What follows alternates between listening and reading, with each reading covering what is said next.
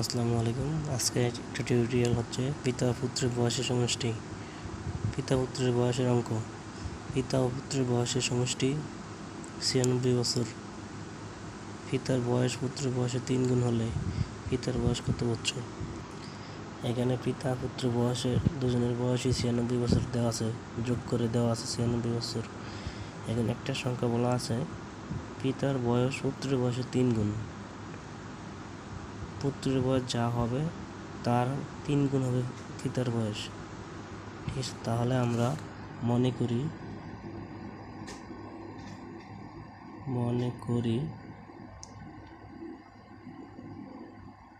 পুত্রের বয়স এক্স বছর।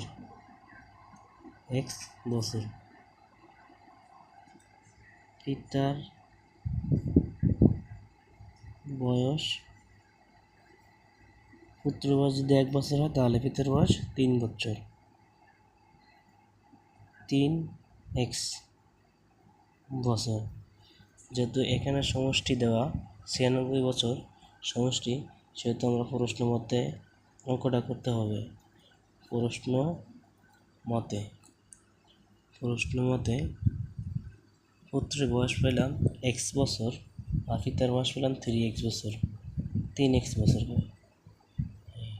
সমষ্টি মানে যোগ 3x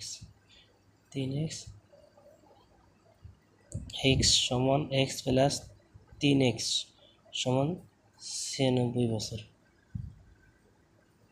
বা একটা x আর 3টা x মিলিয়ে 4টে x সমান ৯৬।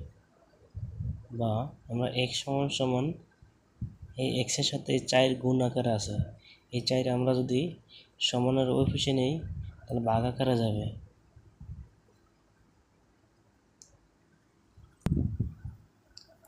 তাহলে x সমান এই 4 ৯৬ মধ্যে 24 বার যায়, 24। সুতরাং x সমান 24 বছর। এখন এই x সমান আমরা ধরছি পুত্রের বয়স, তাহলে আমরা পুত্রের বয়স পাইছি। পুত্রের বয়স